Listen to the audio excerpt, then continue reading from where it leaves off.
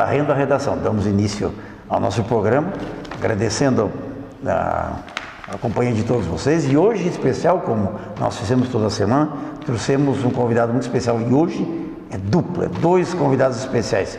Ricardo Senga, foi vice-prefeito de Montenegro, hoje um dos líderes do PP em Montenegro, Edgar de Oliveira, né? Nosso colaborador do Progresso. E o Edgar é um economista, é um auditor, assessor e uma das melhores cabeças nós temos em Montenegro, e hoje também volta ao nosso programa para nós comentarmos sobre política.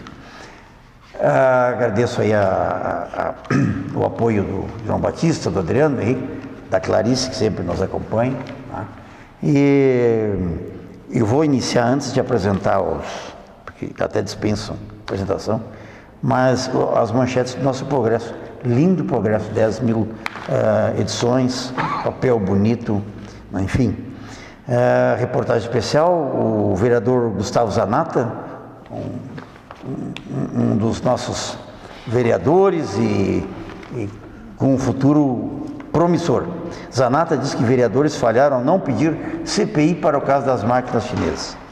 Projeto de estacionamento rotativo pago prevê multa para motos que estacionarem em vaga de automóvel. Empresa montenegrina ajuda a purificar a água do Rio Doce, a nossa Atanac, com o seu Tanfloc. Município de Caí lança sua rota turística para 2026.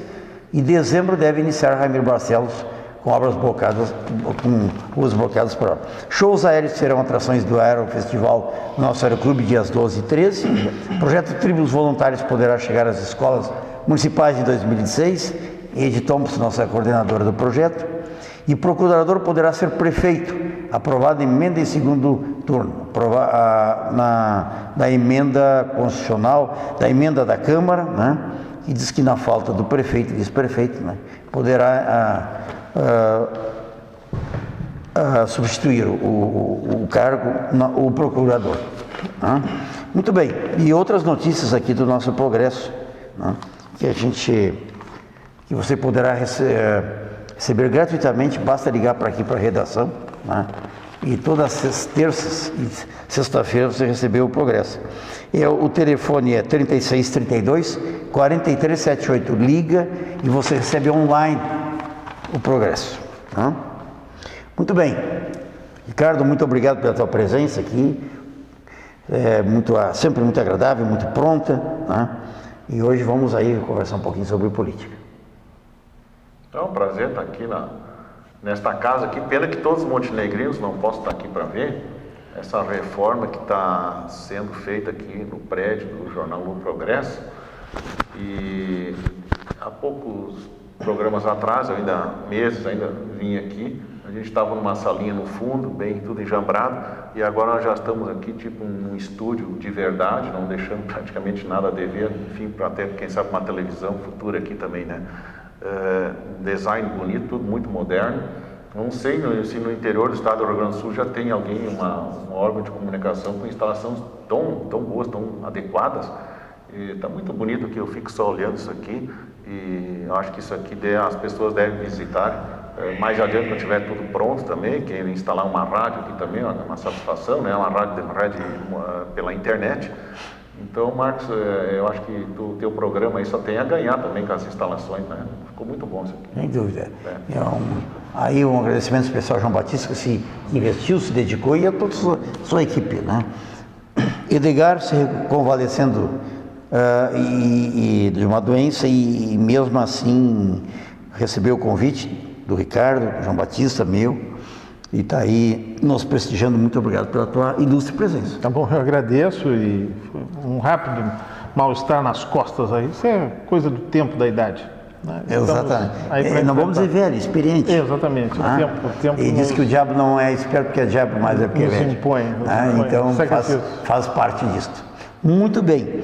As manchetes da semana, nós vamos conversar um pouquinho sobre tudo, mas nós vamos conversar sobre o governo federal, a situação federal, estadual e municipal, aproveitar aqui. Né?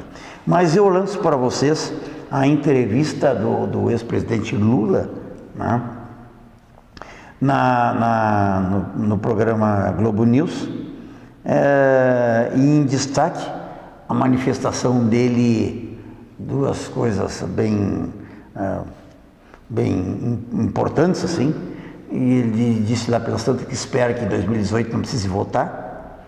E a outra é de que ele levou um susto ao saber do escândalo da Petrobras, né? Não se sabe susto porque ele participou realmente, e tudo indica que sim, de toda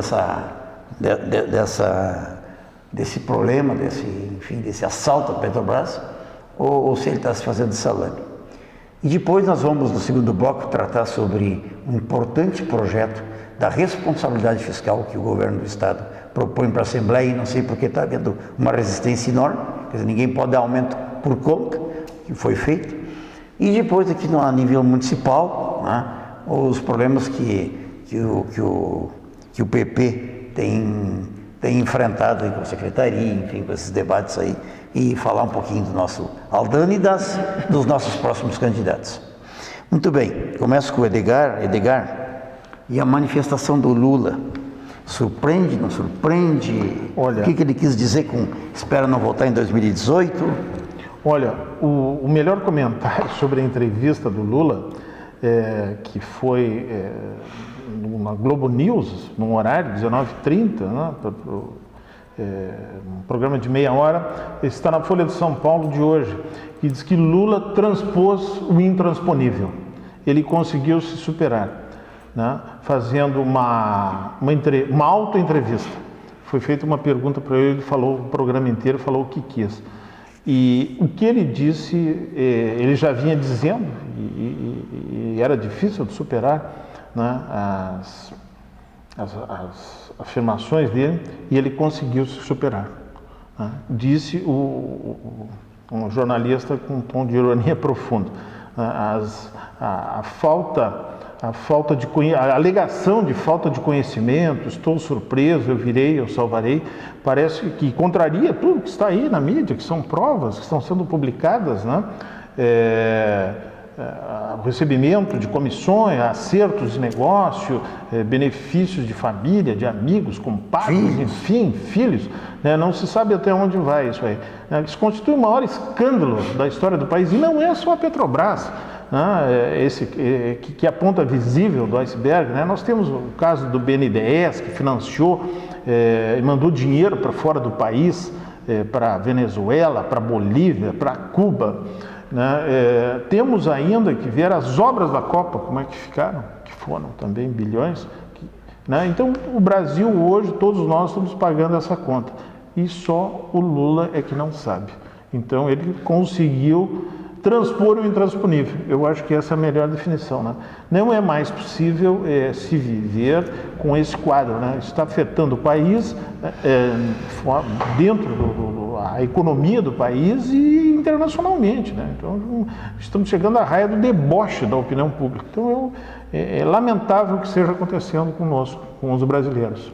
Edgar, o que quer dizer quando não sabia se não precisava votar em 2018?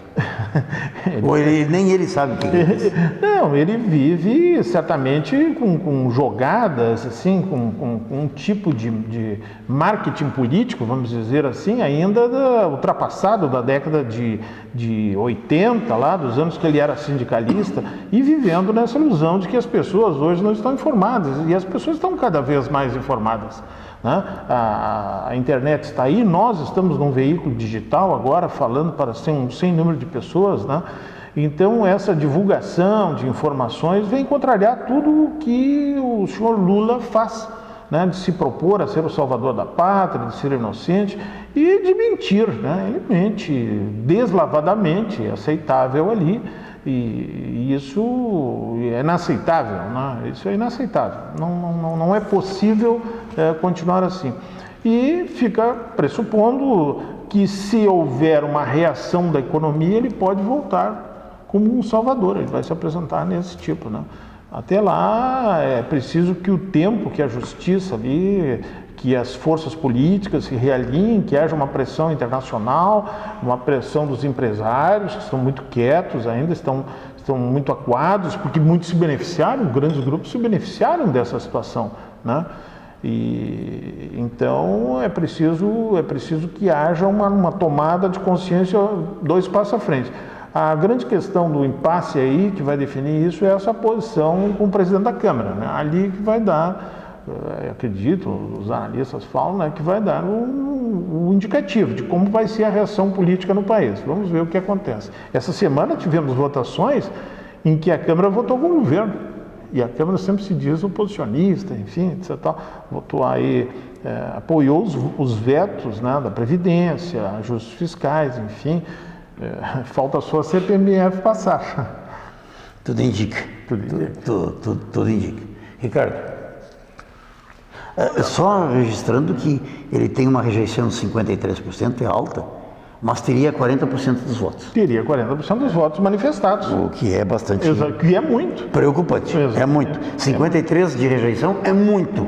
É quase uma derrota. Mas ter 40% dos votos é assustador. Exatamente, porque os concorrentes se pulverizam, enfim, né? E nesse ponto ele é bom, ele tem uma equipe boa, o partido é bom de espalhar ali e fazer esse controle, né? Então... que é o que acontece na Argentina. Exatamente. Ricardo.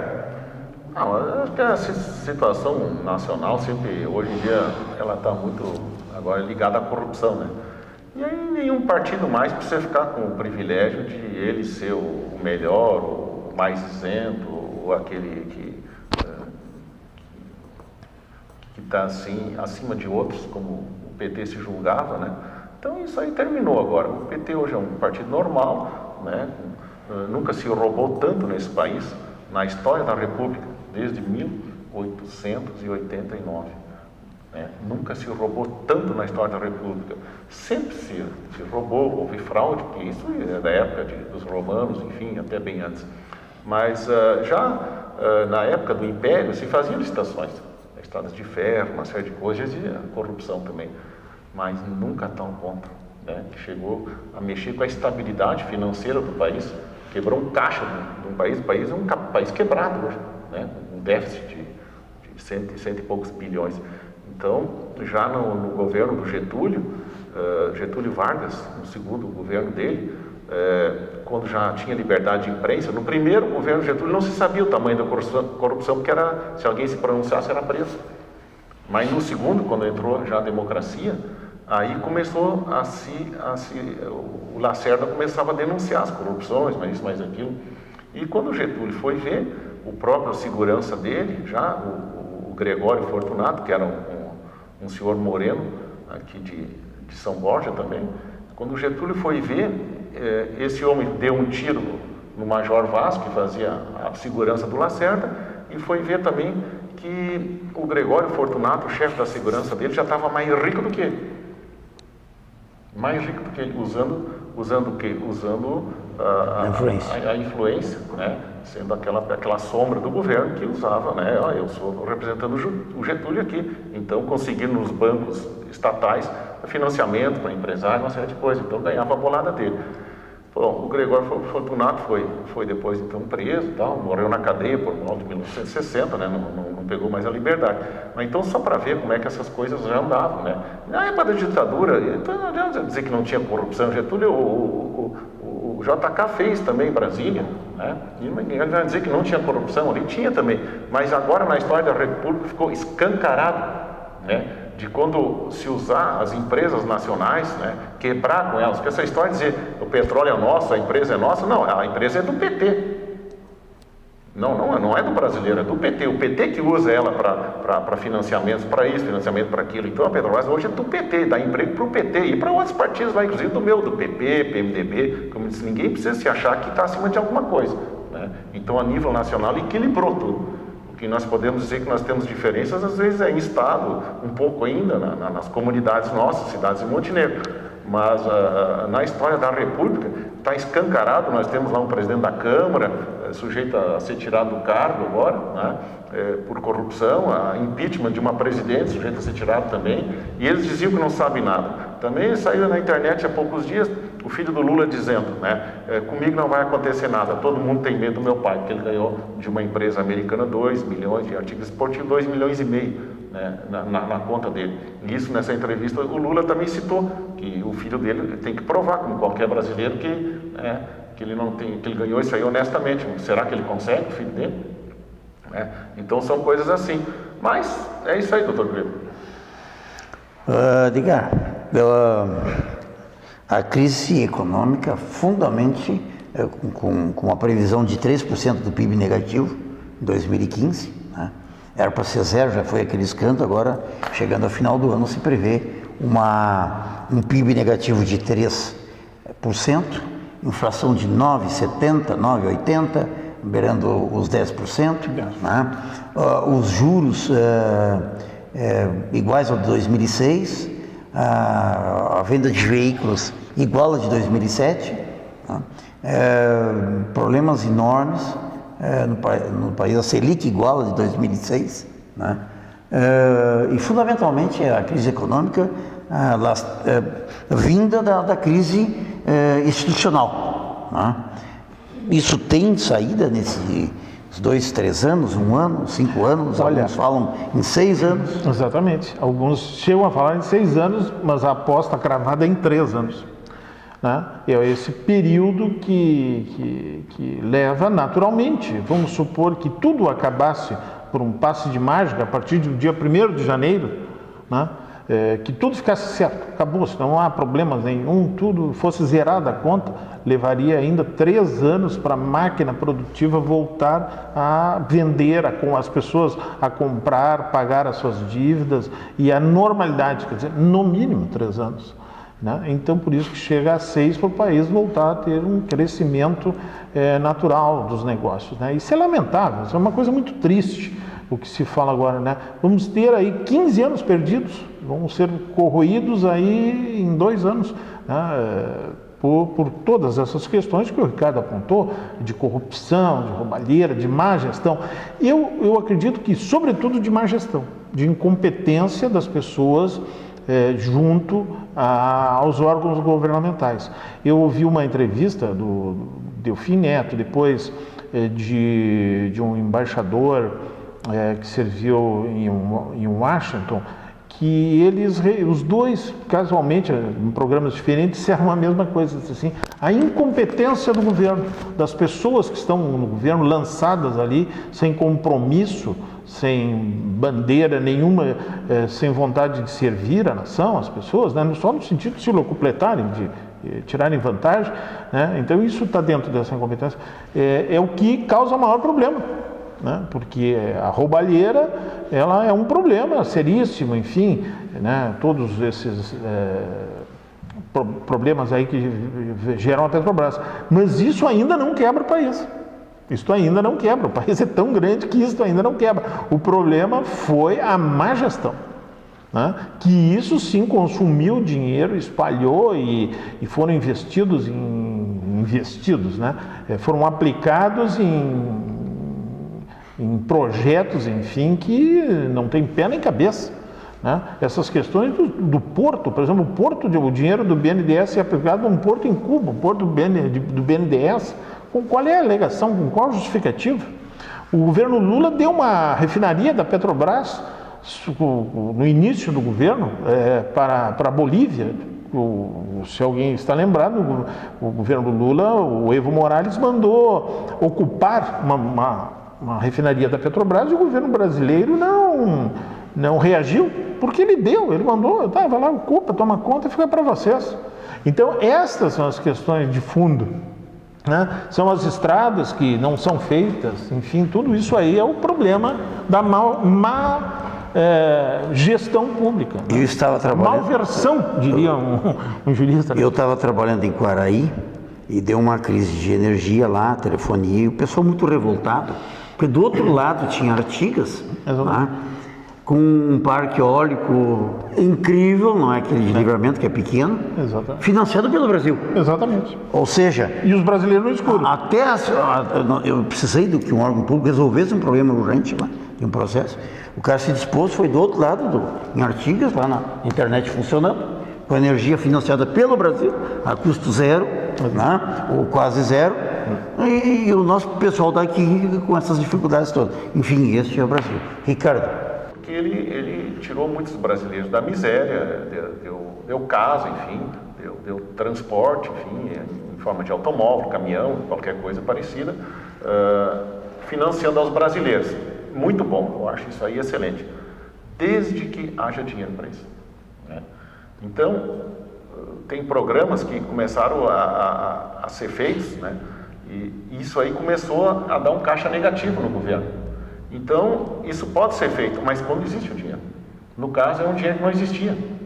Então, vários programas, Minha Casa Minha Vida, Bolsa Família.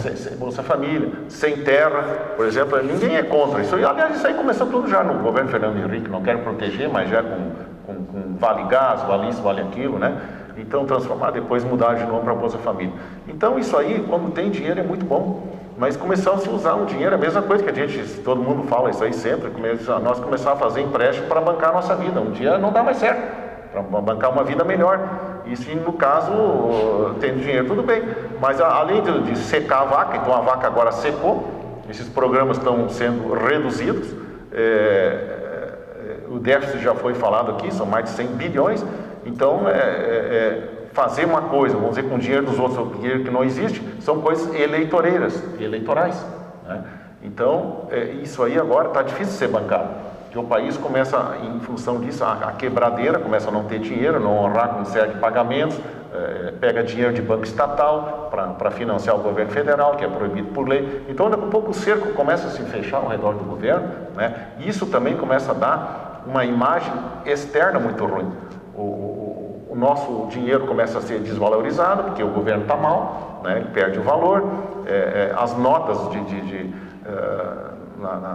nas companhias internacionais que dão o crédito, bancos internacionais que dão as notas que dizem se o Brasil está bom ou está mal, né? Financeiramente, começa a baixar a nota, o dinheiro externo já começa a não vir mais para o Brasil vai perdendo crédito, o Brasil precisa de dinheiro hoje para pagar as contas, pedir dinheiro emprestado, aí logicamente, como o Brasil está ruim, as pessoas emprestam dinheiro a um juro mais alto. Então, cada vez só piora a situação, tem que pagar mais juros, né? A nota fica ruim, os empresários do exterior e do Brasil começam a puxar o freio de mão. Então o país entra chamam de recessão, que já está agora, quando começa a nem mais ficar igual, não tem mais crescimento, como vocês dois falaram, não tem mais crescimento. Então, isso aí não dá para bancar isso aí. Aí quando vem alguém dizer que o Lula está com corrupção, aí isso, que aquilo, que a Petrobras estão roubando, e eles vão para o discurso demagógico, dizendo, não, querem, tipo o Maduro na Venezuela ou o Chávez. Então, isso aí é ideologia, quer nos tirar, nós somos do povo, defendemos o povo. Aí pegam lá Sem Terra, um monte de gente lá que eles financiam, que nunca trabalharam, muitas vezes na vida, para vir para a rua com foice e facão, né? Para agredir pessoas que muitas vezes estão fazendo um exército paralelo, vamos dizer assim. Então isso aí começa a ficar muito ruim o clima nacional. E eles gostam tanto disso, o PT que está lá agora, né? Por isso eu digo, o governo não pode ficar muito tempo, as pessoas viciam ali, não querem mais entregar os cargos. Aí começa a dizer assim, ó, se o nosso governo tiver a perigo, o nosso programa de governo PT tiver a perigo, eu me candidato para o Lula. Tu já pensou a perigo? Então o que eles querem? Manter o poder, porque num governo federal hoje, o Marcos deve ter umas 30 mil pessoas que precisam do PT para viver. Se o PT perder, são 30 mil pessoas sem emprego, desde gerentes de NPS, em todos os órgãos oficiais, diretor do DENIT no Rio Grande do Sul, uma série de pessoas perdem emprego. E essas pessoas também começam, Lula, o senhor tem que ir, porque, né, eles querem manter o emprego. Então, mas isso é ruim para o país, então está na hora de haver mudança. Não vou dizer qual seja o melhor partido, mas tem que haver mudança. Ninguém pode ficar tanto tempo. Um fato, Marcos, até para acrescentar, assim, ó, o Brasil fez uma opção econômica e política complicada, uma coisa difícil, né? Então, de acertos com a Argentina, com o Uruguai, com Bolívia, são vizinhos aqui da América Latina, enfim, mas são países que não consomem, que não têm capacidade financeira, que dependem mais do Brasil, né? E o Brasil não se portou como um líder, um país líder de uma região em que ele pudesse propor o desenvolvimento. Então, são alianças com países da África, perdoando dívidas, né? Perdoou 315 milhões de dólares de um país da África, né? E não consegue acertar a dívida dos estados aqui no Brasil, né? E o que é muito interessante, o que ainda está sendo passado assim por cima devido a tanta desgraça que aparece aí no noticiário, que é o tal do acordo dos países do Pacífico, né? Que são os países que vão, os Estados Unidos, aqui na América Latina, o Chile, o Peru, né, vão fazer o acordo do Pacífico, um acordo econômico, que é o novo mercado, o Japão, aquelas ilhas todas, né, a própria China, né?